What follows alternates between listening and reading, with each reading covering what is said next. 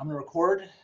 By the way, it's a little cringeworthy for me, but it's these lectures are on YouTube.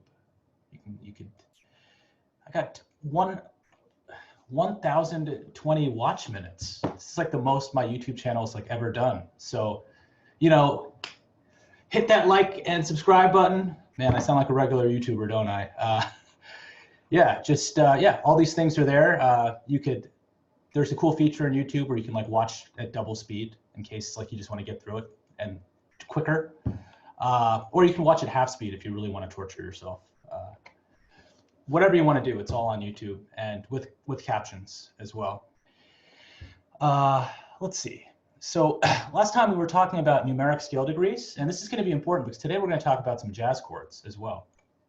And jazz chords are predicated on this idea of numeric scale degrees. What that basically means is that if you have these numbers, these correspond to unmodified solfege. So for instance, unmodified solfege, what is that? Well, unmodified solfege is like our regular solfege, like do, re, mi, fa, sol, la, ti, do, re, do, ti, la, so, that kind of thing, right?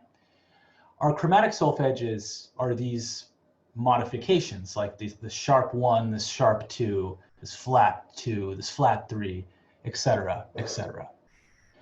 So what this really says essentially is 1 is do, 2 is re, 3 is mi, 4 is fa, 5 is so, 6 is la, 7 is ti, and 8 is do, okay? So, we have a quick question. Sure, yes. So I remember last quarter you were talking about like chord progressions, right? And is it true that 2-5-1 is a common jazz chord progression that you see in like a lot of jazz songs? Absolutely.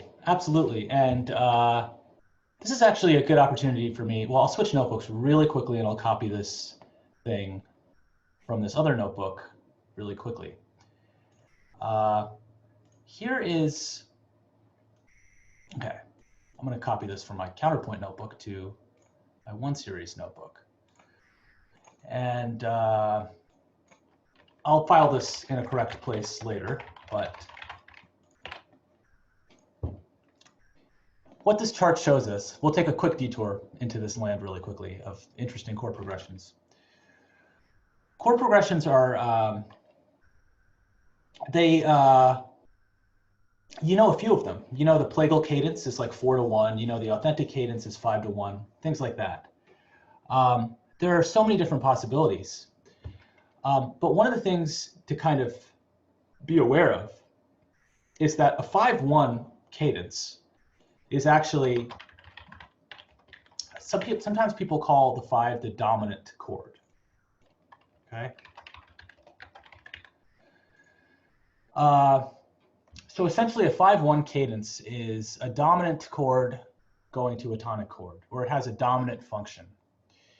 And sometimes the 5 chord can be preceded by the 4 chord. And the 4 chord has this thing, it's called the subdominant, and it has a subdominant function. What this really, I guess, what I want you to take away from this is that the dominant function is a very important feature of music. That is, 5-1 is a very common chord progression. It's like, in some ways, this is arbitrary naming, but in other ways, I guess, it's just, yeah, I'm not exactly sure why it's called the dominant function, but I guess it's the most common chord progression, the most powerful chord progression you're expected to find. So this 5 chord is often preceded with the 4 chord, and this 4 chord has the subdominant function. Now, what this chart really shows you is that the 4 chord can actually be substituted with the 2 chord.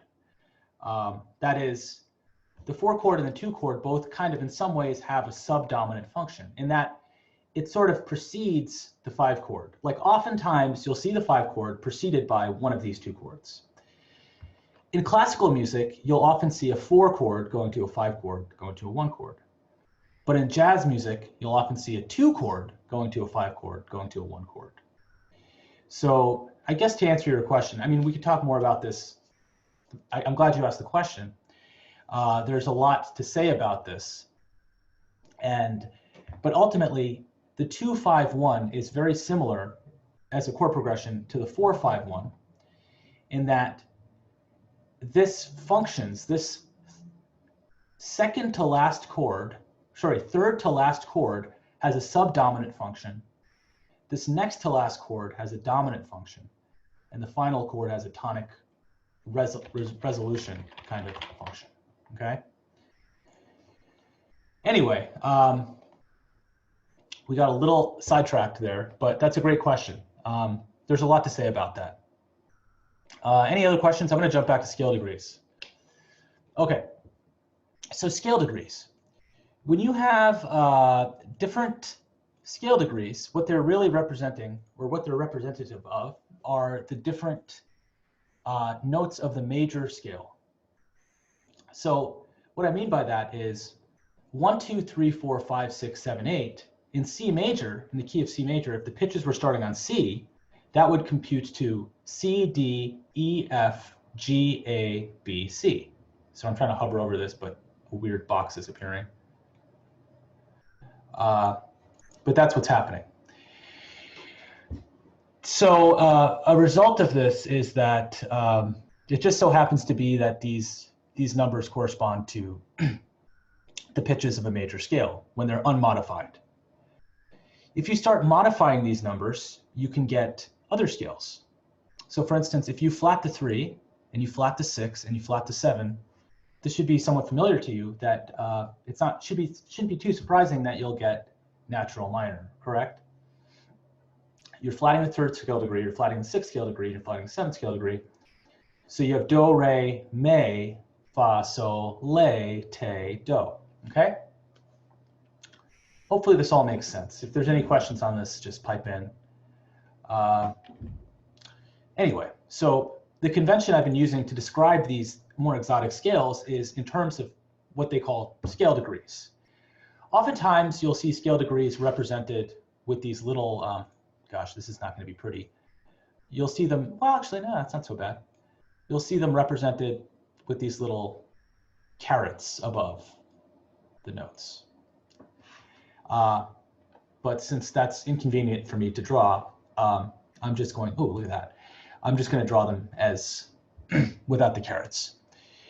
And so for instance, the major pentatonic scale in terms of scale degrees is 1, 2, 3, 5, 6. Okay? These are just actually the first note, second note, third note, fifth note, and sixth note of the major scale. Okay?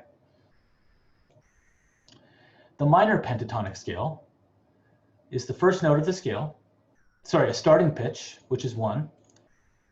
The flat 3, which is basically the third note of the major scale, but then flatted, so it's flat 3. The fourth note of the major scale, the fifth note of the major scale, and the flatted version of the 7th note of the major scale. So you get do, mi, fa, sol, te for the minor pentatonic scale. Okay? And drawn out, oh, it's all here. Minor pentatonic scale is just this, right?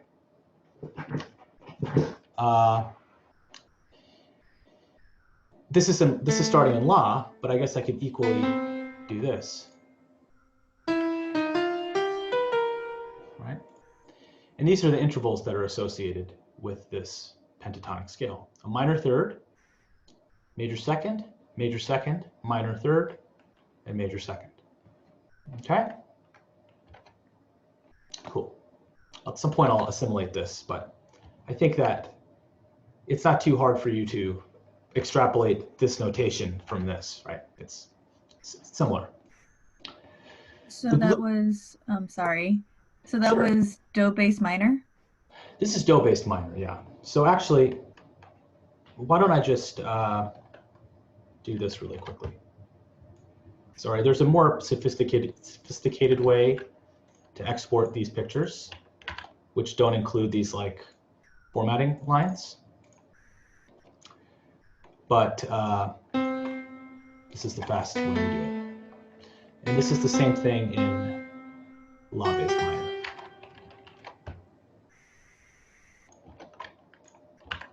Can you hear the screenshot sound when I make it? Oh, you can't hear it? Okay. I guess that's not one of the system sounds. Okay, so this is in law-based minor. And this is in do-based minor. Okay? So just to clarify, in the homework or any other assignment that you assign, if it says, for instance, A minor pentatonic scale or A minor blues scale, then we're doing the A major scale, but in minor pentatonic or minor blues scale. Exactly. The starting pitch will be A, and you kind of interpret these scale degrees as if you were in major. Okay, but so if you wanted us to do like A minor, then you'd say like A minor pentatonic scale. No, I would just say A minor pentatonic scale. Meaning the implicit assumption is that these scale degrees are always referencing a major scale to begin with. So if I gave you A minor pentatonic, that would, did you mean to say minor twice? Yeah, well, would there be any situation where we take like a minor scale and use the minor scale degrees? Never. Rearrange? Never. Okay. And this is just a purely semantic thing. So that's a great question. It just happens to be that the powers that be decided that major is the chief way to encode this information. Okay, thank you. Of course. Yeah, and this becomes important when we're studying 9, 11, 13 chords and jazz notation, things like that. Okay, so the blues scale formula, I guess you can call it the major blues scale formula. It's do, re, mi, so, la, do. So if I actually did this, copied this over, mention 4. Oh, no, I want to move that play ahead. If I did that, I would get that, right? Do, re, mi, so, la, do. 1, 2, flat 3, 3, 5, 6, 1. Okay? The minor blues scale, 1. Oh my gosh. Oh. I hope no one, well, okay. It's correct here. Gosh, well, that bothers me. I had it like this, but it should have been that. Okay, so let's actually make one right now. Oh. Okay. That's what a minor blues scale, oh gosh. This is what, excuse me. This is what that is.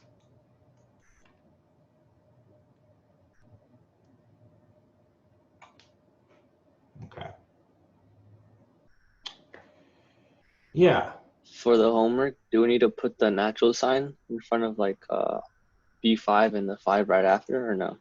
You would have to, definitely, because otherwise this accidental carries over.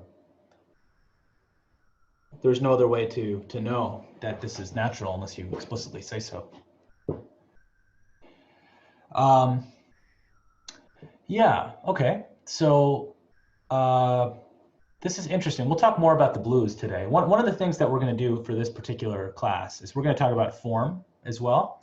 But we're going to, rather than kind of condense a discussion on form to just one class, we're going to talk about it continuously throughout the quarter. So the blues is one of the forms we're going to talk about. It's a very important form. But let's get to the other scales really quickly. This one right here, the chromatic scale, should be more or less familiar to you. And really the chromatic scale, all it is this. Well, I guess I should say all it really is this. Right? It's basically going up the scale, including every single pitch of the scale, if that makes sense. So in terms of spelling it,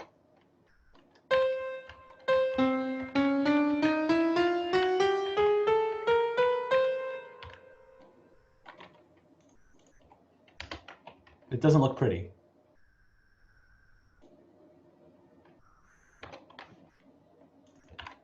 If that makes sense, right? So the chromatic scale, it is predicated on including every single pitch. Okay? So there's actually multiple ways you can spell this. I'm not going to be a stickler on how you spell this, really, because, you know, I could have spelled it like this, theoretically. What I mean is, sorry. If you catch my drift.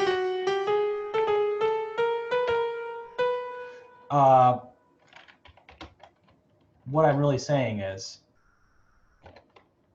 since there are more than 7 pitches in the scale, there's like more than one way to spell this. There's 12 pitches. So like I could call the second note D flat, I could call the second note C sharp. I'm a little less picky about this particular scale and how you spell it. Because there's more, because the scales in which I'm picky about how you spell them are scales that have 7 pitches in them, because they correspond to the 7 letters of the musical alphabet, A, B, C, D, E, F, G. You only want to have one A, you only want to have one B, one C, one D, one E, right? The 1-to-1 rule, I guess. But for scales where there's more pitches than there are letters, you can't really do anything about that. So there are more than one way to spell it, if that makes sense. Let's see, there's something going on in the chat. Why does the 5th note on the first scale have a natural accidental? Are you talking about this one? No, the one, the chromatic scale that you just did, like the. What are you talking about? The 5th one that has a natural marking on it, even though I don't think it needs it. Like the 5th note. 1, 2, 3, 4. Oh, that's a good question. That's just a stupid feature of my software. Okay. It just likes putting in. This is something I have to always double check in my software. There's sorry, I'm hiding my keypad right now. I have to do this stupid thing where it removes all cautionary accidentals. So that's a good question. This is just a cautionary accidental, but it doesn't really have a great reason for being here. I think the only reason, in context, the reason why the software puts it in is oftentimes the previous measure has a different accidental. So for instance, the reason it actually was a smart thing for the software to do is the previous measure had an E flat. So it's just being like, oh, wait a second, don't forget about that natural. But I find it to be a little too hand-holdy for me. So I don't like that. And a lot of editors don't do that. In fact, to me, it confuses a little more than it helps. It busies up the page, but good catch. Well, I won't write that in, clutter up the page, but good question. Let's see what else is going on in the chat.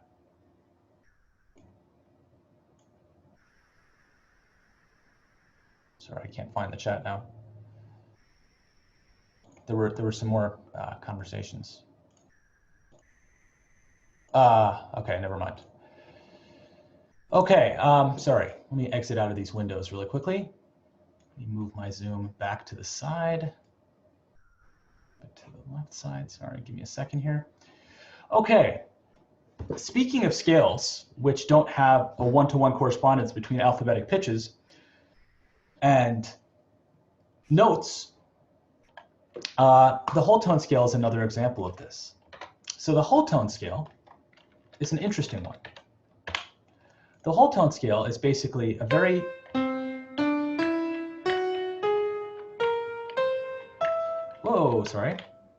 The whole tone scale is a very interesting scale from the standpoint. Oh, sorry, give me one sec. From the standpoint that it only has 6 unique pitches. 1, 2, 3, 4, 5, 6. Okay, it's kind of the inverse of the chromatic scale, which has far too many pitches in terms of alphabetic letterings. Oh, thank you so much. Living at home. Look at this. Mom's bringing me food. Can't complain. You know, life is good. All right. So right here, yeah, there are 6 unique pitches. And as a result, you can actually name this. You can kind of describe these pitches in many different ways. So for instance, I could choose to call this a G flat, for instance, call this an A flat, right? This is another totally valid way of writing the scale, if you kind of catch my drift, right? this is pretty much identical. It just normal, like ideally, like those who are neurotic about having exactly one letter to one pitch of the scale will be dissatisfied by this reality that there really is no one-to-one correspondence. So you could spell this scale in multiple ways. But the whole tone scale, really what it is a scale that consists wholly of whole steps.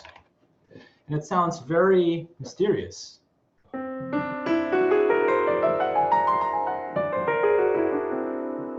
Spooky, right? Well, it's not really spooky, it's more mysterious. An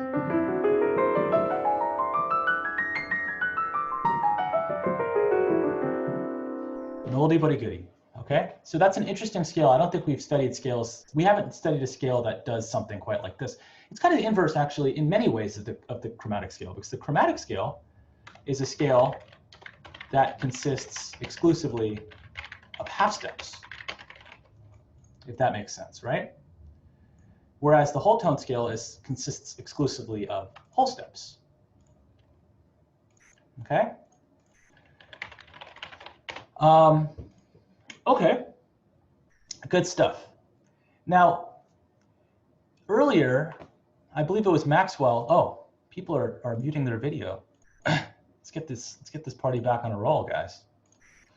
All right, great. Okay. All right, sorry. I just peculiar in that way. No worries.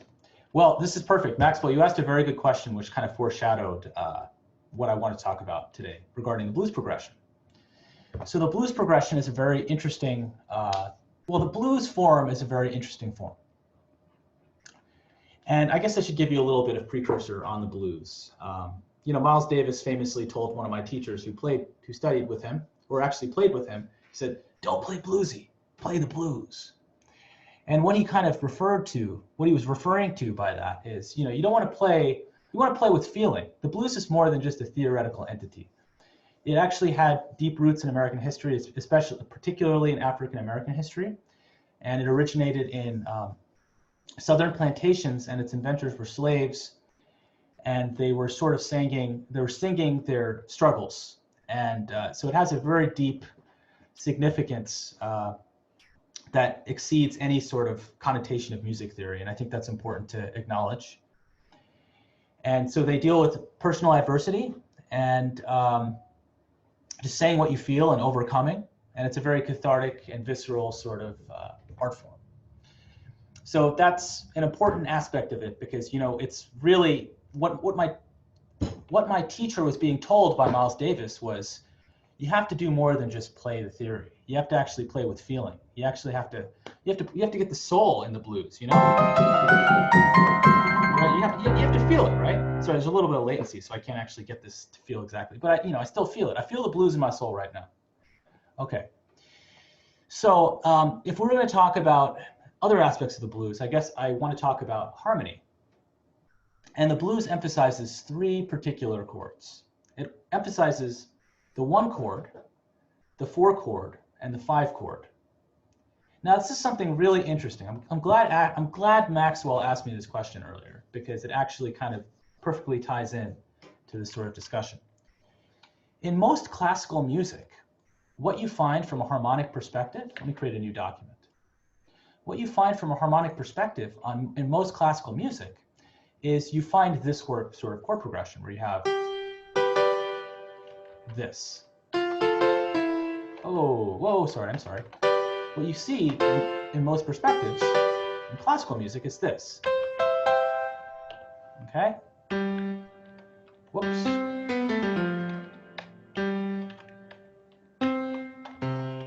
And what this is really showing you is the following. Roman numeral wise, it's showing you that there's basically a 4 chord, going to a 5 chord, going to a 1 chord. And what this is, in the terms I was describing earlier, is the following. This is the predominant function, or I guess you can call it the subdominant function. That's what they call it often. This is the dominant function. And this is the tonic function. What I mean, okay, so people often talk about harmony in terms of this idea of functional harmony, which means that chords, I mean, one way of thinking about functional harmony is that chords function as part of the key that you're in. And so that's why you have Roman numerals. Roman numeral analysis is sort of trying to elucidate that. But another more general way, Roman numerals are sort of, in a more abstract way, trying to convey these functions. Meaning, like when you're totally rested and you feel totally at ease and the music feels totally still and resolved, that's really the function of the music at that point harmonically is at the tonic, okay? When the music feels the most tense and the most dramatic need to resolve, we call that function the dominant function, at least in classical music. So I guess in classical music, the chord that precedes the tonic is known as the dominant function, right? Now, in other words, a dominant function also literally means coming from the 5 area, okay? In most cases. Now, this is where it gets a little confusing because you can have substitutions. You could substitute the 5 for other chords, but in generally, the default chord that is used in this function is the 5 chord. The default chord that's used in the subdominant function is the 4 chord. So what this is really getting at is that you have the tonic function, and preceding that you have the dominant function, which is most often characterized with the 5 chord, and preceding that is the subdominant function, which is most often characterized using the 4 chord, okay? Now this is a hallmark of classical music. You have the 4 chord, the 5 chord, and the 1 chord. You might hear something like this. Right? The 4 chord, 4, 5, 1. Satisfying, right? That's a 4, 5, 1. Now the blues, man, the blues, it flips this relationship on its head. Does anyone have any questions about this before I flip this relationship on its head? Oh, I see how it is. No, I'm just kidding. All right, let me flip this relationship on its head by doing the following. Oh, my shortcuts do not work. Okay. So the way you flip this relationship on its head is by actually doing this. It's quite a simple flip. Instead of going 4, 5, 1, you go 5, 4, 1. Okay? So what's interesting about this is the blues. This is the chord progression that's characteristic of the blues. The 5, 4, and 1. Do you guys remember what a 4-1 cadence is? A plagal cadence, right? So the blues is actually characterized by plagal cadences, whereas classical music is most often characterized by authentic cadences. Isn't that interesting? So this is something that's really important to keep in mind, okay? The 5, 4, 1 chord is very common in the blues.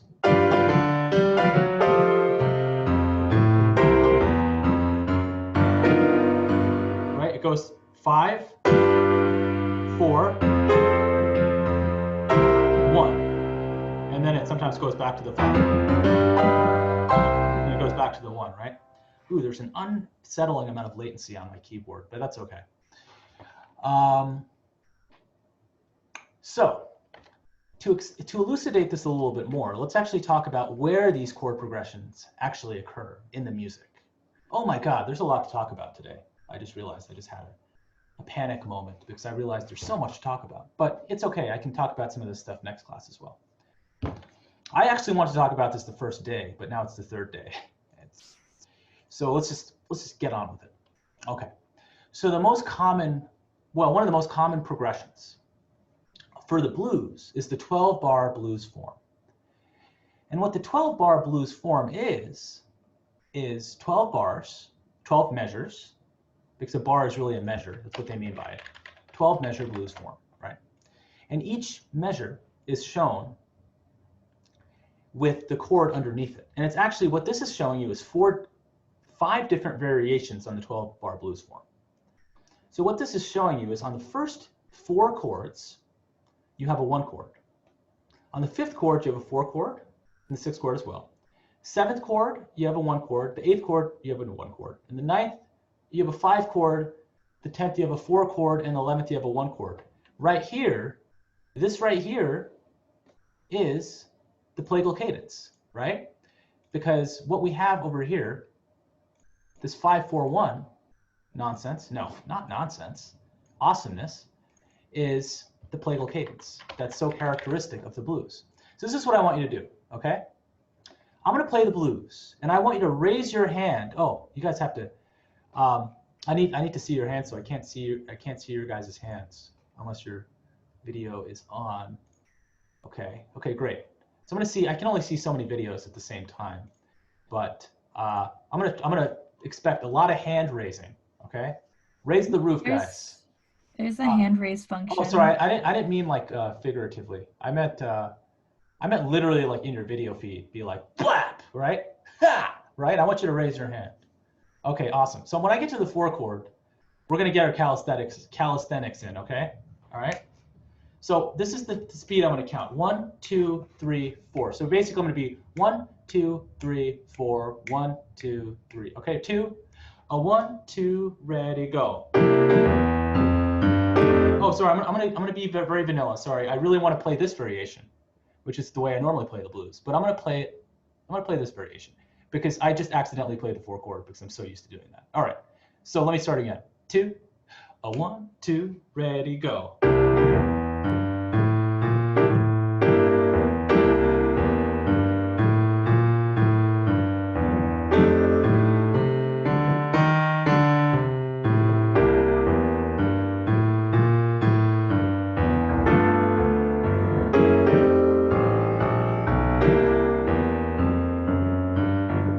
Time. 1 chord. Measure 2. Measure 3. Get ready to raise your hand. Measure 4.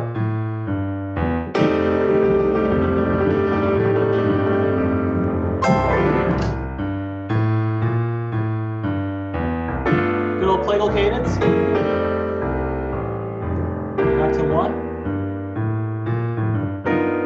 Okay, cool. So here's something I want you to notice right here. Oh, this is cool. I can draw this in. All right. Notice that on all these different variations, I'm going to choose a different color. Oh, sorry. I can actually change the color after I insert the thingamajig. So right here, this is something, it doesn't matter which blues you're playing. A common characteristic of the blues is that in measure 5, you change to the 4 chord. That's just, it always happens. You can't have the blues without changing to the 4 chord on measure 5. Also, you can't have a 12-bar blues without changing to the 5 chord on measure 9. So really, there are 3 distinct sections of the blues. It basically has every 5th bar, there is a change that's very significant. You have the 1 chord on bar 1, the 4 chord on bar 4, and then you have the 5 chord on bar 9. Okay, we've got something in the chat. Is it an issue if the spelling of a scale includes both sharps and flats? Oh, I think this is an old chat message. Yes, no, there's no, well, sorry. Let me just, I have to figure out how to see these comments more in real time because I feel like I'm jumping around. I don't mean to. Let me answer this question really quickly.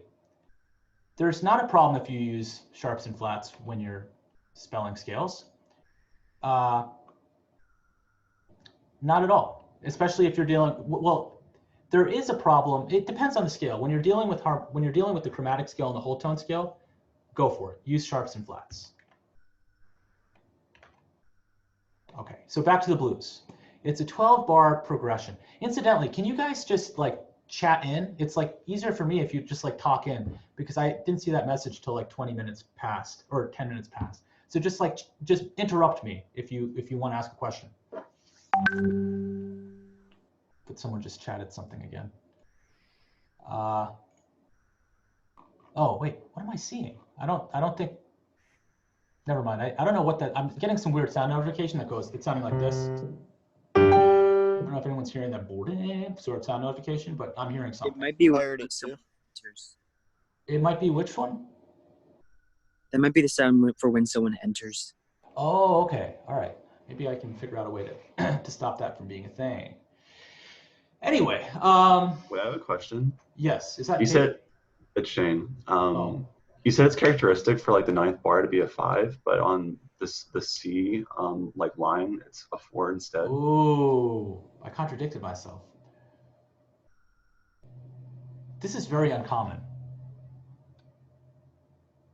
Yeah, this is very common, uncommon, because this actually goes against the plagal motion of the blues that I've been talking about. So actually, this is very uncommon. Not to say you can't do it, but it's not really doing plagal motion. It's actually doing that more traditional function, right? The classical function, like 4 goes to 5 goes to 1. Whereas this one has, yeah. So anyway, that's a good question. Example E also, well, it hangs on the 5 from bar 9 to bar 10. Yeah, I would say that's also less common. Yeah, because both of those cases, they don't really take into account, I mean, okay.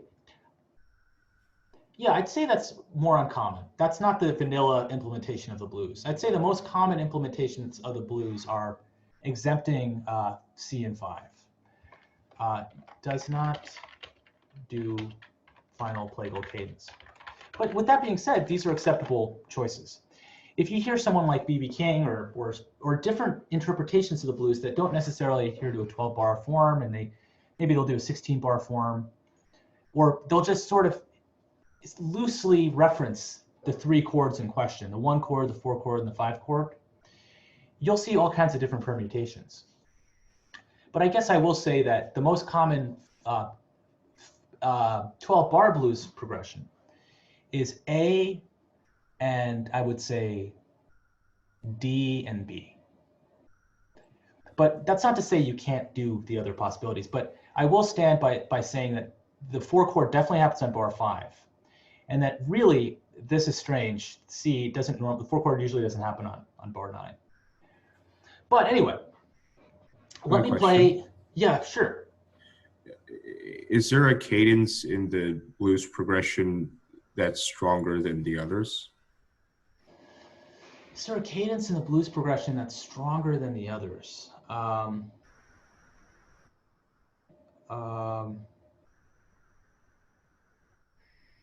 I think, if I understand your question, I think this circled cadence right here is the most strong, because it goes, it traverses from 9 through 12. It feels like the strongest sense of closure in the blues, because right here it goes from the 4 to the 1. But when you actually go to the 5, it really is, in some ways, it's just you're passing through the 4 to get to the 1 chord. So it's the only time when you really, it's kind of still in some ways an authentic cadence, because you're going from the 5 to the 1. You're just sort of you're using the 4 to kind of intervene. That's one way of looking at it. So in that sense, by virtue of the fact that you have a 5 chord in measure 9, or nearby at least, it's the strongest cadence. Also, is there significance that all of the chords are dominant quality? Is there a significance that all the chords are dominant quality? So that's a great question. Fantastic question. So interestingly, the blues, in classical music, you kind of view this chord. Ooh, I forgot I could type into my piano. Right? You know what? In classical music, when you have this, they have to do this.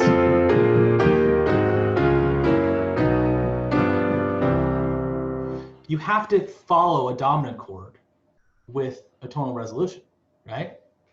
However, in jazz music and blues music, they actually consider this chord as a stable chord. Right? It's like actually a stable chord, which is really bizarre. So it just, I guess to answer your question, it's just a feature of the blues, like that it having the dominant chord, at least in a major 12-bar blues progression. There are minor blues as well, and those chords deal with a lot of minor sevenths. And but there are dominant sevenths sometimes in the blues, in a minor blues as well.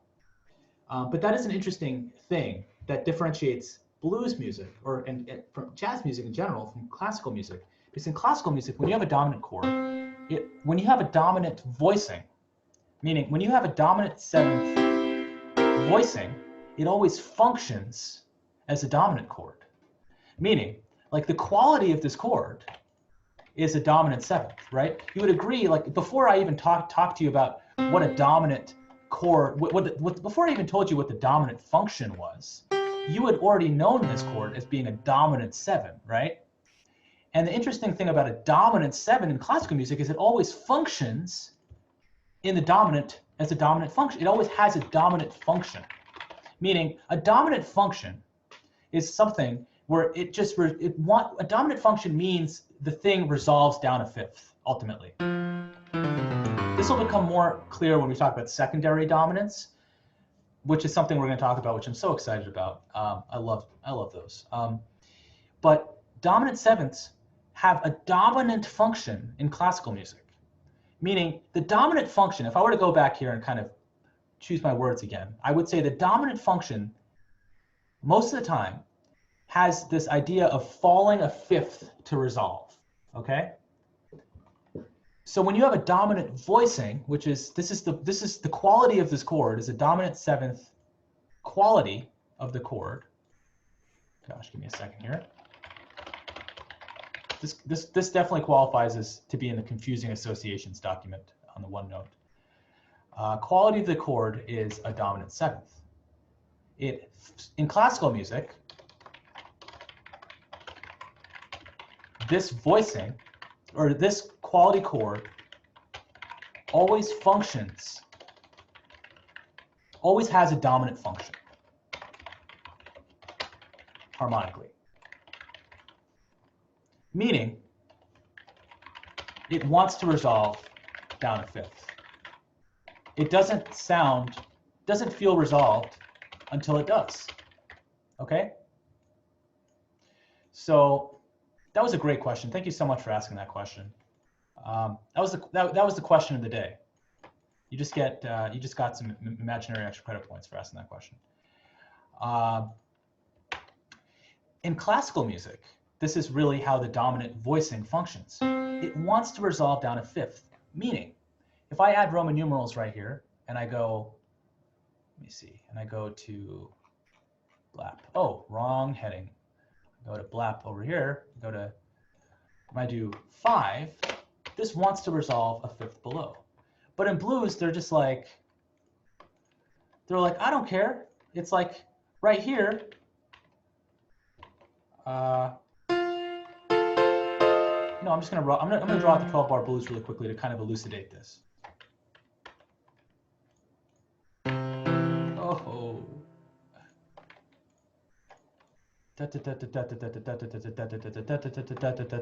Didn't do it right. And then it goes.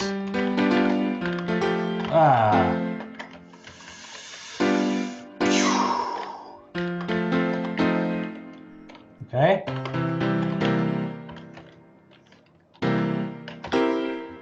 Okay. So what I've really done here. Oh, that's not what I want to do. Is this. I've drawn out the, oh my gosh, I'm sorry. If it's disorienting on my screen, I can't imagine how disorienting it is on your screen. Okay, so what I wanted to show you here is the following. I'm actually going to segment this into 4 bar groupings, okay? And I'm going to do one step further. I'm going to take all of these 4 bar groupings and I'm going to put them on one page so that you can see them and enjoy them all together like this. Now, if I actually did this and I actually put in a Roman numeral, for instance, right here, this would be a 1/7. Now, in classical music, if you saw something with a 7, meaning if this chord has this chord has a dominant quality, right? You would expect this chord to be a fifth lower, but it's not. Okay? That's the weird thing about the blues. In classical music, when you have a dominant quality, it wants to resolve a fifth below it. So if you have a chord like this, you know, I think I told you the story of Rachmaninoff and how his wife used to wake him up in the morning, and she used to play this chord, and then he'd have to wake up and go. He'd have to resolve it a fifth lower. He didn't have a choice. It was just like, it woke him up. It's what got him through the day.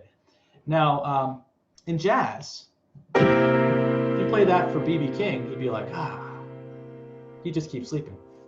Right? He'd say, I don't need to resolve this a fifth lower. In fact, I'll contradict that. I'll resolve this a fourth higher. You know, it's just, in jazz and blues, this is a stable entity. It doesn't function as having a sort of need, doesn't have a need to resolve a fifth below or to kind of change qualities. Whereas right here,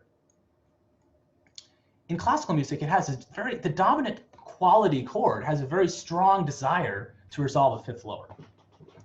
Whoever asked that question, thank you so much, because this actually is going to become very salient when we talk about secondary dominance. Anyway,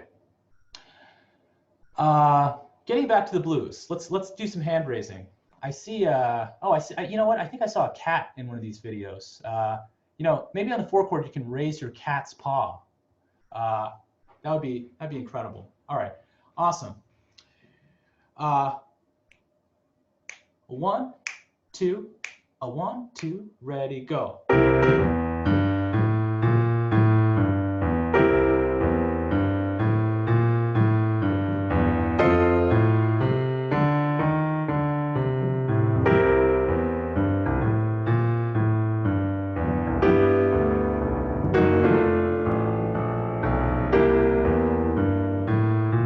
Time. That person's still getting their cat, I think.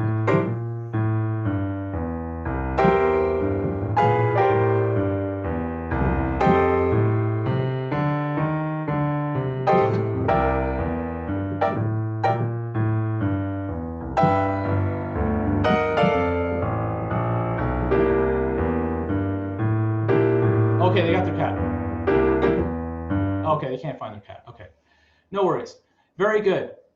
You guys raised your hand at the right time. Awesome. There's so many different ways. No matter how. Okay, so I'm gonna change up the chords. I'm gonna reharmonize it like crazy. Okay, or I'm not gonna do that much stuff. But notice how the 5th chord is still going to be the 4 chord. Ready? 2, 3, go.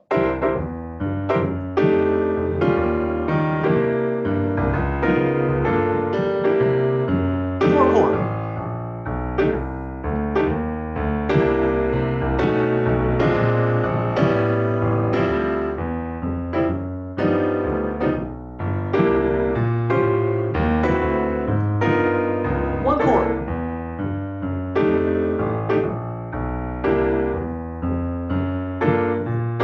Bar 5, 4 chord.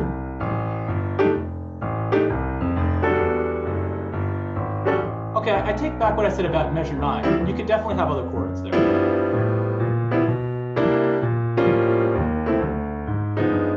Anyway, there's so many different ways. That's a jazz blues, for instance. But notice how on measure 5, no matter what, I went to the 4 chord right there. Okay, very cool. Let's see. 16 bar blues chord progression. We could save that for another day. I actually want to tell you about how you would basically translate this information of numeric scale degrees into more complicated chords. So, for instance, you might see chords that look like this. I might give you, I'm going to definitely save this document. And this is going to be called dominant functions for classical and jazz. Okay, so I'm going to create a document now that basically talks about jazz chords. Okay? So what I'm going to do, if you guys remember from before, triads, well, at first, I mean, I guess the first motivational thing I should say is at first you don't try. If you first you don't succeed, try triad again. Got to say that. The other thing about triads is that they're stacked thirds, right? Right? They're pretty cool in that regard. Seventh chords, you just keep stacking chords. Well, what if I just kept stacking them? Right? Right? Ooh, didn't like that. I think it wrapped around because I got so high. Yeah, there's nothing stopping you from doing this, and that's really what jazz is. If you learn this chord, you know jazz. No, I'm just kidding. There's more to it than that. It goes along this principle, though, that, well, first of all, here's something interesting. If I play a major scale, whoa, right? I can actually represent the same scale in thirds, right? Meaning it took me 7 trips along the seconds. It took me 7 trips by using seconds to get back to a C. It would take me 7 trips if I use thirds to get to a C. Check this out. I would just get an octave higher than that. Whoa. Right? It took me 7 trips to eventually get back to C. 6, 7, and then I'm back to C. I'm 2 octaves above where I started, but that differs from going in seconds, where I have right, where it's all seconds, and so this is very important to, I guess, realize when you're creating jazz chords. I have a question. Sure. Why are a lot of jazz chords characterized by like 9th and 11ths added to the chord? Well, I think people just got a little bored, honestly. They just got tired of just having 4 notes and they just wanted more. And I think that's part of it, because they were like, well, if we just keep stacking thirds, things sound nice. Why not? Oh, geez. All right. Yeah, it just sounds cool. It's like another thing. So around the same time when people started doing more complicated chords or working in this direction, other people were theorizing music in a totally different direction, where they were trying to people were just trying to think of analytical systems in which that could govern music and that could generate interesting results. A lot of these analytical systems sound terrible, in my opinion. They just don't sound good. They like mathematically make sense, but they just don't sound very good. Or unless you're highly trained and attuned to those specific relationships, like you can't, for instance, like show a random person atonal or serial music and expect them to enjoy it the first time. Whereas there's something, I'm kind of being a little controversial right now, and if my academic superiors are listening to me right now, then I'm in big trouble, especially at UCSD, which is a very experimental school. I'm sort of person who loves all music, but I'm aware of the fact that some music isn't as accessible to some people unless you study it so much. But what I like about jazz music and blues music, and this idea of continuing to extend chords by adding thirds, is that it's accessible no matter how you explain it. You don't have to explain it to someone, it's intuitive. It's like, Bill Evans, this famous jazz pianist, said, you got to think like a child. And that if you can communicate to a child this idea of music without explaining it to them, then you've kind of won the battle. And this is something I deal with my niece all the time, where I'm like, oh, listen to this thing. She's like, that sounds weird. What are you doing with that, right? I have to actually it's humbling. I have to be like, okay, well, what's something that actually sounds, what's universal? There's music's supposed to be accessible, and that's one of the themes of Purple Rain. But anyway, I'm kind of getting ahead of myself right now. What I basically want to say is, seventh, when you add thirds on top of chords, they just continue to sound cool. It provided you kind of adhere to certain rules. And I guess I'll give you one of those rules right here. When you stack thirds, one of the intervals you want to avoid is the minor ninth. This is bad. This is an interval that for some reason sounds dissonant. I know it's kind of subjective, but this chord right here is very unhappy with me. It's like, come on, man, why'd you draw me like that? But, it's a very easy switch. And now there's no minor ninth anywhere. You kind of have to take my word for it. Probably you're going like, well, let me check every single interval. Well, you'd be right to think that. Someone's in the chat. Is that just because the minor second is dissonant? Oh, okay. I just read the rest of the chat. Okay. Well, thanks for trying to have your cat be part of this anyway. I understand. Got 3 cats and 2 dogs. It's a zoo at my house. Yes, the minor second is dissonant, and the minor ninth is an octave plus a minor second. And that is precisely why you want to avoid it in some regard. It just sounds very dissonant. So there are certain strategies. I'm really kind of getting ahead of myself here, or I have to be careful. So I want to kind of start a little slower. So we've talked about triads, we talked about 7th chords. I guess I can go into 9th chords.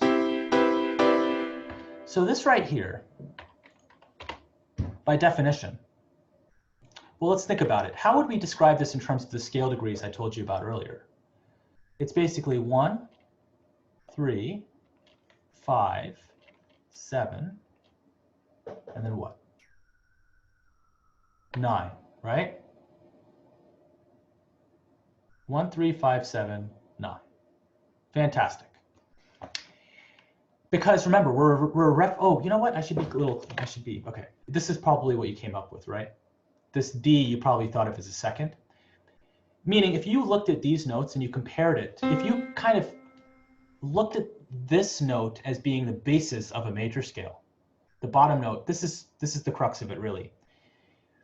When you're analyzing a chord that you've created, that's the complicated 7th chord or 9th chord or 13th chord, you consider the bottom note. Oh gosh, this is getting really complicated. Sorry, let me back up. Sorry for backing up. I just want to make sure we're all on the same page. This can be a little tricky. Okay, I'm going to draw a root position 9th chord. I'm going to draw a closed voicing root position 9th chord. A snowman, okay? Because things get a little more complicated when we deal with chords that are not rootless. Root position. We're back where we started. Okay, the assumption now is this is a closed voicing root position version of the chord, okay? Now, when you see something like this, you consider the bottom note, which really is the root, as the basis of a major scale, okay? And then you compare all the other pitches in the chord against this bottom note, that major scale that bottom note is referring to. So for instance, this bottom note is C. And so we consider all these other pitches as how they relate to the C major scale, okay? So in other words, this C is the first note of the C major scale. E is the 3rd note of the C major scale. This G is the 5th note of the C major scale. This B is the 7th note of the C major scale. And this D is the 2nd note of the C major scale. Okay? So the first step, I guess step 1, is to actually write out these pitches as to how they relate to the notes of the major scale of that bottom note, of the root note of the chord, okay? Of the root, ultimately, okay? So you have to basically compare these scale degrees. You have to basically compare all the notes in the chord against a major scale built on the root of the chord. Okay, I think I just simply said it. Compare all the notes of the chord against a major scale built on the root of the chord. Let's make an acronym for this. Just kidding. But this is really the crux of it. You have to compare all the notes of the chord against a major scale built on the root of the chord. Okay? So that's what this is. Then you apply a symbol to it. Okay? So the symbol that we're going to call this is, I guess we can call this a C. Well, 7, 9 chord.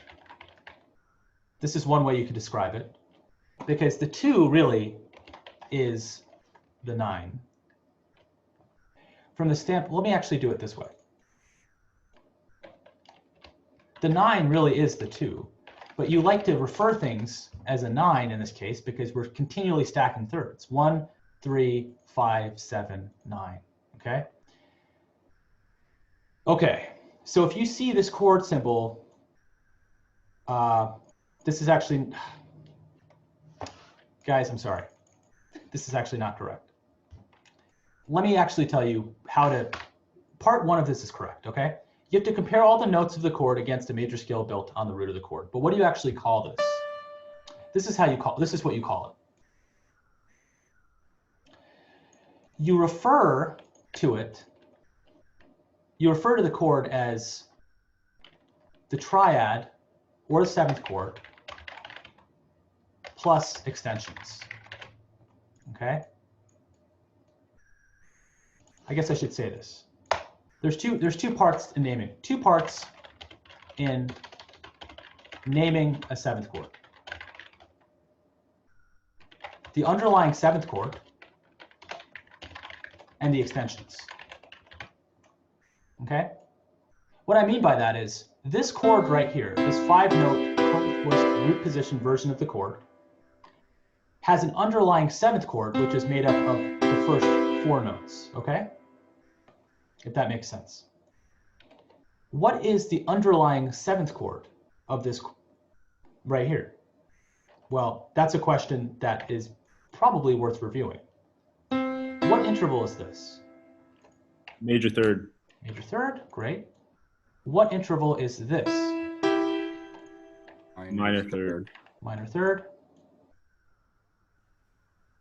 Okay. Doesn't like me. Mi, so, ti. What interval is this? Major third. Major third. By definition, then, this it does not like me. You know, maybe I can do this and it'll like me more. No, it doesn't like me.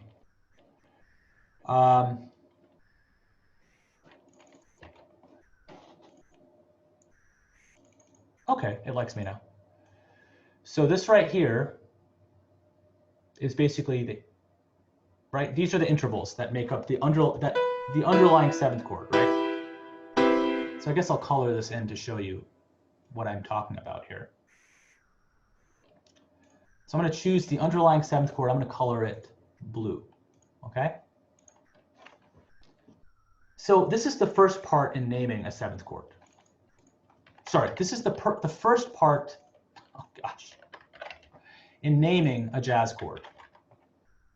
Okay. The first part in naming a jazz chord is by actually calling. What is this thing? Well, it's a C major 7, right? This is, I should say that this intervallic combination really is a major 7th chord, right? The quality of it, right? Underlying 7th chord quality, right? And then it also has what extension? It has this extension, the 9, right? So if I were to get really fancy and I were to draw, if I were to color this in, basically, I don't think I can, unfortunately. The underlying 7th, the underlying notes, the underlying 7th chord pitches are 1, 3, 5, and 7. And the extensions are 9 and 2. Do you see how this formula kind of fits in right here? So basically the way you would call this chord is a C major 7 plus 9. Okay? Okay, let's just review that whole thing because that's a lot of information. But this actually is pretty succinct, so I'm happy with this. So the first step you have to do is, if let's say you're given a chord, like a random chord like this, and I'm gonna, just to make your lives easier, I'm gonna put everything in closed voicing root position for now. Okay? Okay. The first step is you have to compare all the notes of the chord against a major scale built on the root of the chord. Okay. So let's actually let's do this. Okay. I'm gonna do a little housekeeping really quickly, just to make this a little bit easier to see.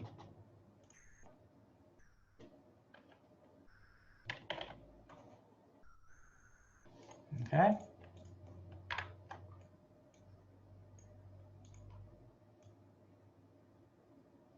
Okay. So let's do the same thing for this chord, okay?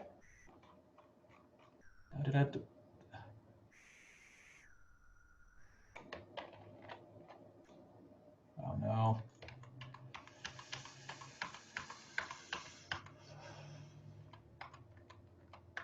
Okay. Gosh, sorry guys. It is okay. This is a weird feature of the software. It associates certain parts of. Okay.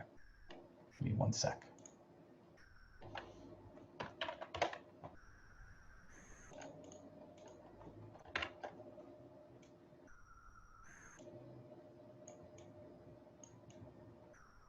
Okay.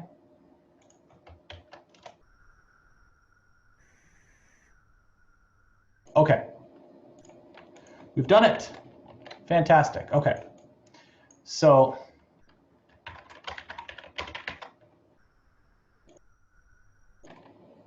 what? Oh, I put it. Okay. Sorry. All right. Great. Okay, just to review. If you're given sort of an arbitrary chord, let's say it's a 5-note chord and it's a snowman, it's enclosed voicing, it's in root position. That's the assumption to make your life easier. There are 2 parts, there are some steps you have to do. You have to compare all the notes of the chord against a major scale built on the root of the chord. So that's what I'm doing right here. I'm basically saying, well, what is the root of the chord? Well, it's a C, right? C is the root of the chord. Great. So now I have to compare all these pitches against the notes of a C major scale. And what do we get? Well, the first note, C, is obviously in the scale, right? Unmodified, it's just a 1, right? What about this E flat? What scale degree do I write here? Flat 3, right? Does that make sense? This G, what do I write? Someone pipe in. 5. 5. Okay, great. How about right here? Flat 7. Flat 7. Flat 7. And then what do we have here? 9. Fantastic. Okay. This will come in handy later, okay? If anything, what we'll have here is basically a formula for what notes, basically, this is basically the underlying 7th chord. And these are the extensions, right? So then this is going to come in handy for actually describing what this chord is. And what this chord really is, well, what is the underlying 7th chord communicated by this formula? 1 flat 3, 5 flat 7. Well, it's a minor third. A flat 3 to a 5 is actually a major third, and a 5 to a flat 7 is actually a minor third, right? Do you see what I did to extrapolate that? Kind of show you. Because what this really is do, me, so, te, which means that the intervals between them are, well, it's a minor third, major third, and a minor third, right? Okay. Okay, which means that this chord right here equals, what kind of chord is this? What kind of 7th chord is this, quality-wise? Minor 7th. It's a minor 7th chord. Okay. So what you would do in terms of describing what this thing is called is you would call it a C minor 7 plus 9. That's the answer. Does that make sense? Hopefully, right? It's just going to take a little while to kind of soak in a little bit, right? We can try one more for good luck.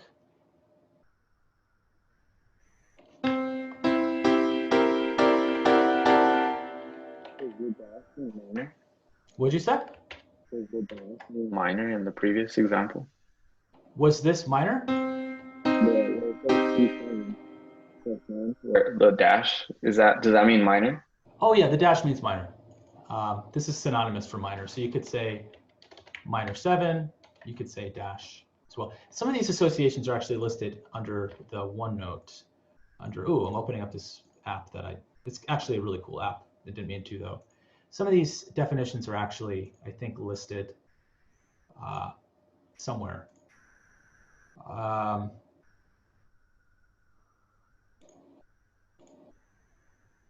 Yeah, some of these simultaneously, you could do this. It's listed under, it's actually the first thing when you get a 7th chords, it actually shows you all of the different co-associations.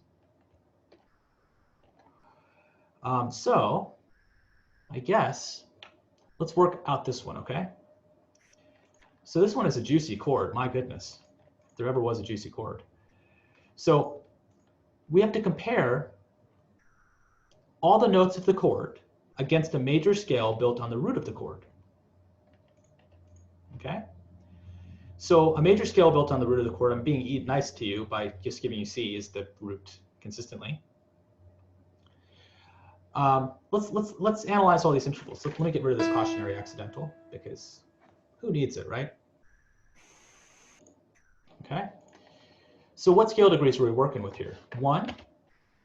Someone pipe in. 3. 3. 5. Flat 7. 9. Sharp 11. Sharp 11. Sharp 11 or sharp 4, right? Sharp 11, and then 13. 13. Oh, look at that. All of a sudden, you've just graduated. Now you guys are officially jazzers because you learned this chord. You guys are officially jazzers. Not really true. You got to put in it. You got to practice. But I'm proud that you guys know this chord. That makes me very happy. So let's actually separate this in terms of the underlying 7th chord and the extensions. So 1, 3, flat 7, 5, flat 7, really, I guess I'll just give you the answer. Well, someone phone in. We could calculate this, but since we're running short on time, or we ran out of time basically, what is this? What is the quality of the underlying chord? Dominant. C dominant 7. Dominant 7. C dominant 7, which you can just abbreviate that way, with plus, I guess I shouldn't use plus, I should just do add 9, sharp 11, 13. There's so many different ways you can represent this. Some people do this. In fact, I think this is probably the neatest way to do it. You put all the extensions in parentheses. There's so many different ways that people do it, but this is just so you don't confuse it, because someone might think, oh, are you augmenting? That plus you might think of it as augmented, right? So be prepared for things like this on your homework. How fun, right? Well, this is going to be really cool because you likely will run into chords like this all the time when you're actually looking through actual chord books and things like that. So this is more power to you. Anyway, are there any other questions about any of this stuff? Well, of course, we'll definitely review this more. But I have a question. Sure. So a C9, like if I see a C9 somewhere, is that the same as a C7 add 9, or is that different? I'm so glad you asked that question. This is where it gets so confusing. There's so many assumptions. If you see a C9, what they're assuming is that the underlying 7th chord is a dominant 7th chord. So for instance, if I did this, you'll sometimes, if I separate this in terms of the formula we're doing, 1, 3, 1, 3, 5, flat 7, 9, dominant 7. Whoops.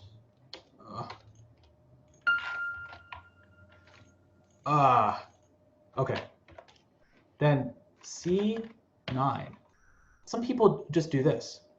This is where the vernacular is confusing because there's lots of assumptions. You'll often see a chord like this represented just as C9. Because the underlying assumption is when you have extensions like this and you don't actually specify that,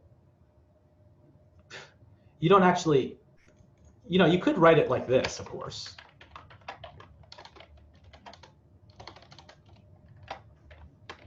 Right? You could write it like this. Wouldn't that be nice if people did that? But they don't. they kind of expect you to know that instead of treating this as an underlying 7th chord, they're like, yeah, let's just treat this as an underlying 9th chord. And we'll just assume that the underlying 7th chord is just a dominant.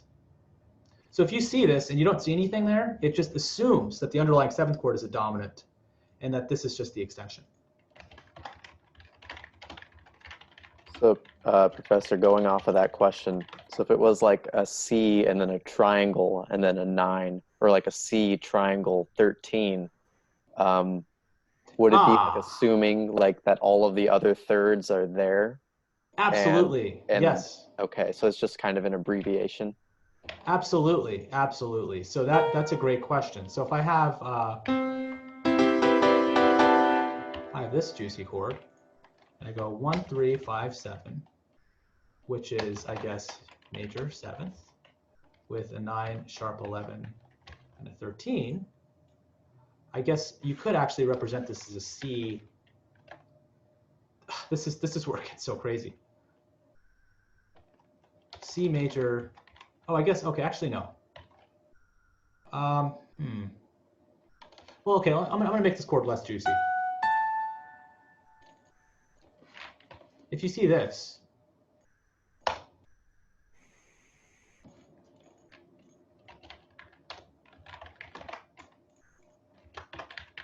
what you're really seeing, you're assuming, this is, I think, was that Connor who asked that question? Yeah. Okay. What you're really seeing is you're seeing the 9th, you're assuming that, yeah, exactly. You're just assuming it, because you're, in this case, what differentiates the C9 from the C major 9 is that you're given the underlying 7th chord right here. And then after that, you're just given the extension after that. So there's an assumption that underlying 7th chord is major. I have a question about the inversions you talked about last class. Sure. Yeah, that's a great question. There's a lot to say about that. What's up?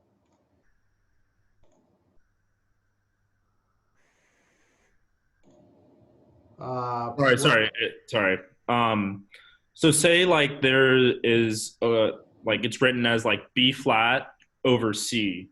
Like, is that an inversion, or is that like if you're reading like chords and it says B flat over C, like is that an inversion or like? Oh, hey, is this Max? Yeah. I think I remember you asking something like this last time, or something similar.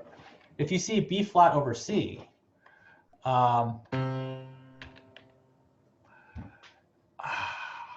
gosh, this is opening up a whole can of worms. But I guess if anyone's curious, I'll explain it now. But I'm definitely going to explain this again. Basically, with polychords, okay, slash notation could mean two things. One is that it could mean inversion. Two, it could mean it's a polychord. If you see, for instance, if you see a slash chord, if you see this, for instance,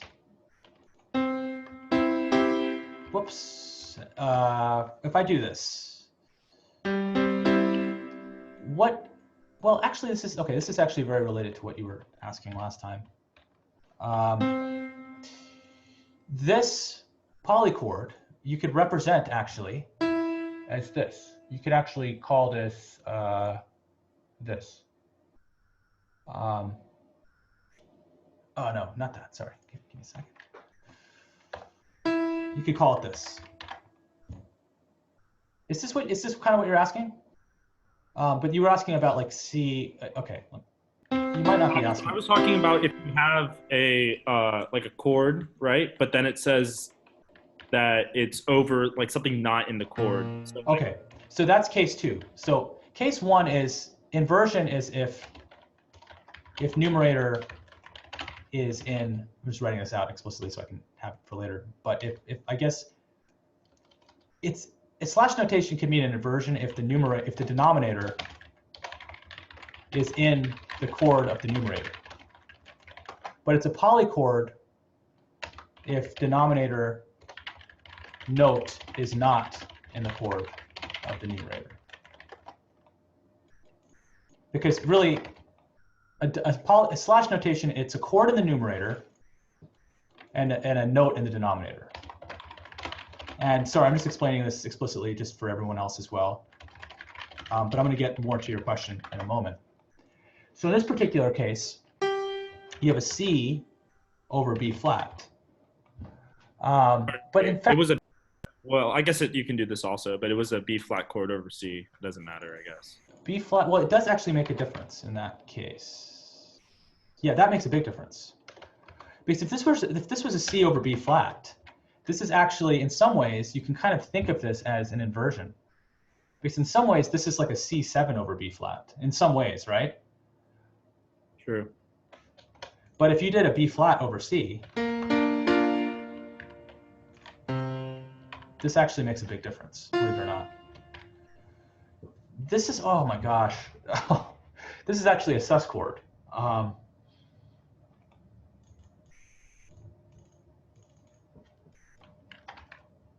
There's more species than meets the eye. Sorry, I did not mean to ask such a complicated. No, this is a great question. Is it a sus chord because the F is not sharped? If it were sharped, what would it be? If it were sharped, then it would be a 13 chord, right? A C13 or C11. Yes. Oh, that's so funny. Actually, when I played the chord, it actually typed it in. I didn't know the software had that feature. That's cool. Except that chord is wrong. Yeah, I guess if you, yes, exactly. It would actually be a C7 sharp 13 in that situation. Sorry, sharp 11 and 9. Yeah, in this particular case, you asked a really good question, Max, and Connor's answer was very good as well to your question regarding that modification of the chord. Slash chords are a different beast, but in this particular chord, what this is this is a C sus 4. Okay, I guess I'll explain this. This is cool. Oh gosh, how do I explain this?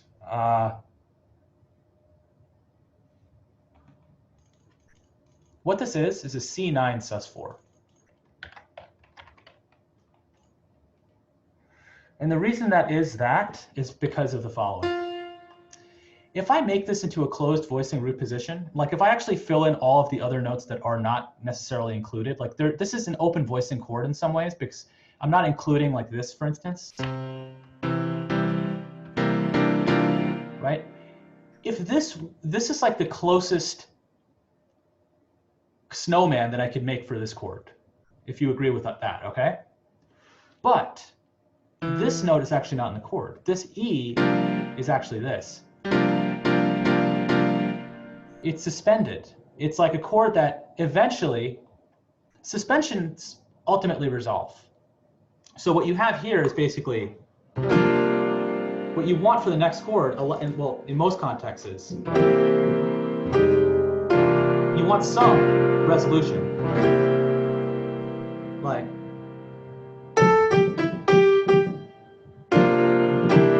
wait, I'm getting this wrong. Anyway, it doesn't always occur that way, but this is a sus chord for the following reason. If you make a snowman out of this chord, ultimately you'll get something that's very similar to this, but one note is different. And they usually refer to these other notes that aren't thirds as being suspended notes, because the idea is eventually they'll resolve to notes that are thirds. Or, so in this particular case, it doesn't have to be, but right? That sounds nice if it actually resolves, right? Well, I actually picked this out from a song, you know, and because I was looking at it, and it resolves to a C. What does it resolve to? You cut A out C for minor. Okay, it resolves to a C minor? Yeah. I guess it doesn't resolve. It kind of does though, because what happens here is it does resolve. I can show you what I mean.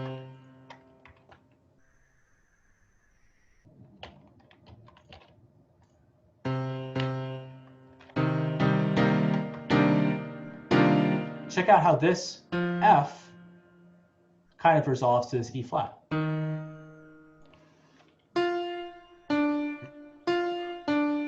I'm just basically putting this in root position. So what this chord is right here is a C7 sus4. And this chord right here is a C minor 7. And what you see right here is basically this 4, it's basically like the closest thing, okay, the closest thing that this looks like, there's two things that this could look like that are very close to this. It's either this, which is a C dominant 7, or it's a C minor 7, right? Like this chord looks very close to these two. Yeah?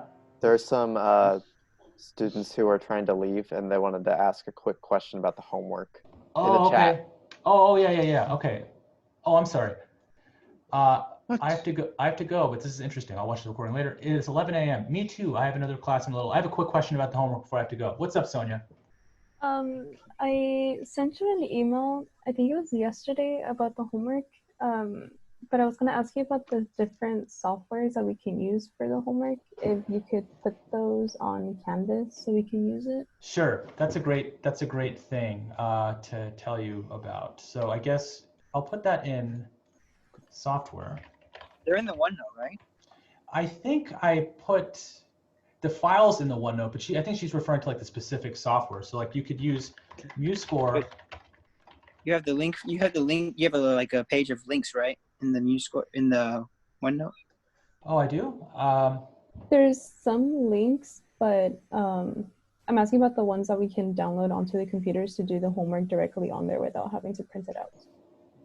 Oh, like the software itself. Yeah. Like, so Sibelius, I think it's like $8 a month, but you know, during office hours, I can help some people install this if they need help. I have an educational copy. I guess for students, and who knows, they might even be having promotions right now because of the coronavirus. A lot of things are free right now. Yeah, so these are the two softwares.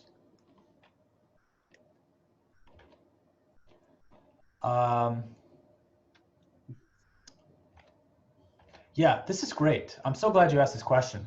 This is allowing me to think about, when you ask questions like this, it jazzes me up. Well, quite literally and figuratively. Because, there's so many ways to think about this stuff, but having to teach this stuff allows me to put this in frameworks, put this in practice, or explain this in ways I've never had to before. I have a question. Sure. Where are the Zoom links for the discussion sections for this course located?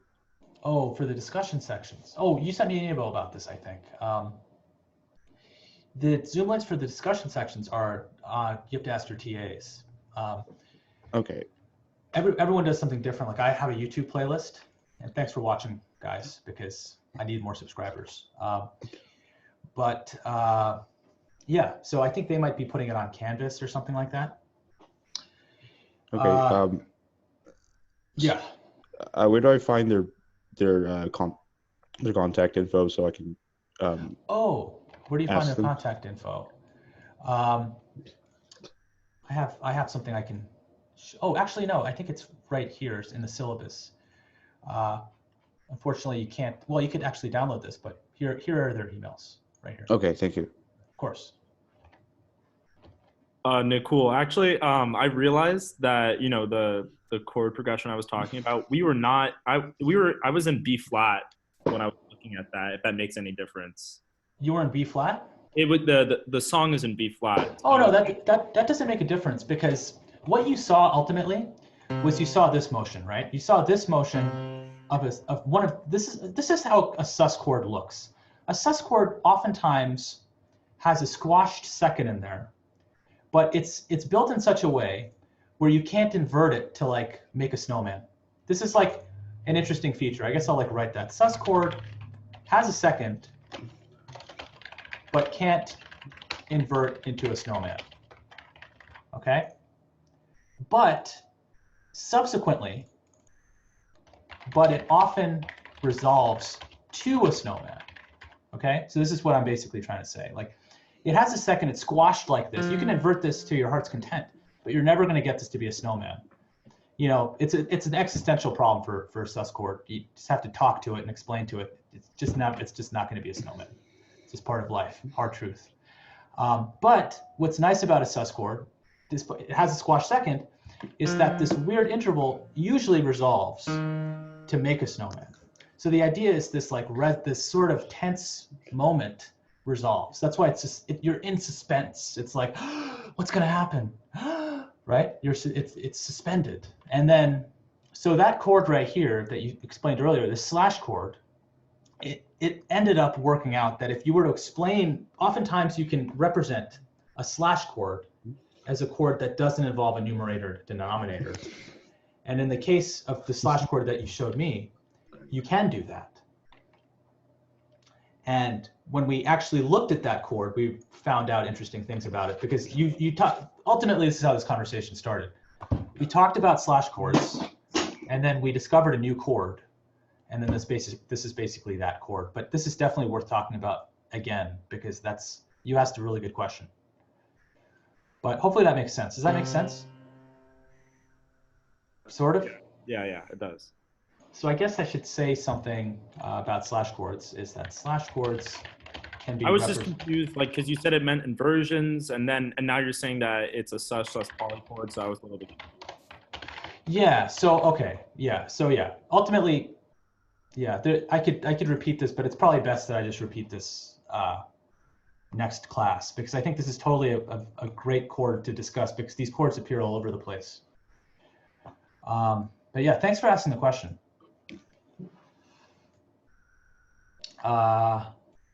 Okay, yeah, no problem, Sonia. Yeah, any other questions? I just got some new furniture. Do you like it? Let's see. Dude! Yes! That is, oh my gosh. Honestly, I thought that he had a green screen, like he copied your room and then just put it there. But that's fantastic, man. That's incredible. These basses and guitars are sick. Yeah. Oh, you have the same one. Oh yeah, that's right, man. You got the same stuff as me, man. Oh. You're even in my pocket. That's incredible, man. You win. You win. That's incredible. Oh my gosh. Wait, I have a question. Yeah. So for the whole tone scales and the what's it called? Like the Like the chromatic scales. So there's no convention on like what we can do for how we're going to spell it, at least in context of this class. So in theory, can we just go by the original principle of making sure that you have one of each note, and just like having like sharps and double sharps and like even something as crazy as that'd be totally fine. Wait, sorry, can you say that question one more time? Yeah, so let's say if I was going to spell the whole tone scale with just 6 notes that are chronologically next to each other. So what I do and then I just stack like a bunch of like sharps and double sharps to accommodate for them being chronological with each other. Would that be fine? Because there's no... Yeah, it actually goes along with this. Yeah, I was trying to, I touched upon this a little bit, but you asked a good question. It's basically, there's so many different ways to represent it. You could, there's never going to be a way where you can have one per scale degree. It just is, you can't... So just make sure the intervals match up to the definition. Exactly. Just make sure the intervals match up, because you can never have this one-to-one sort of correspondence. Yeah, fantastic. Oh, look at that. The comments are getting sort of racy. Very good.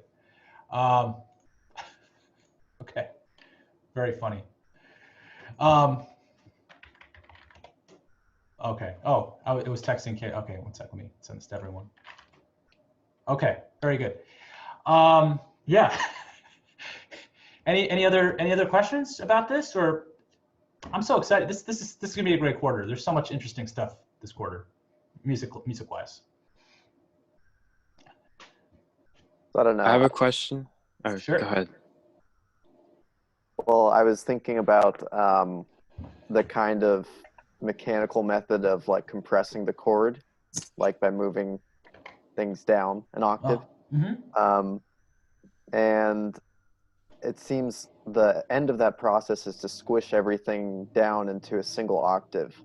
So then to identify the chords, you could do that, and then you'd basically have a unique correspondence of the chord to the different chords that are inside the octave range. And then you could kind of see, I don't know, it was just interesting because the seventh chord is like one section of it. Then if you squish everything else down, you kind of get another block of thirds that are kind of like the extensions for the jazz chords. Oh yeah, that's one way you can do it. I see what you're saying. So if you had, I want to make this a sharp 11, meaning if you took these three, and you did that, yeah, you could totally visualize it that way. So I guess the two ways to do it are the following. So Connor, this is cool. I didn't know my software could do this. Yeah, you can basically, if you take all the notes that aren't in the seventh chord and you bring it down an octave, you can clearly see. That sounds pleasant.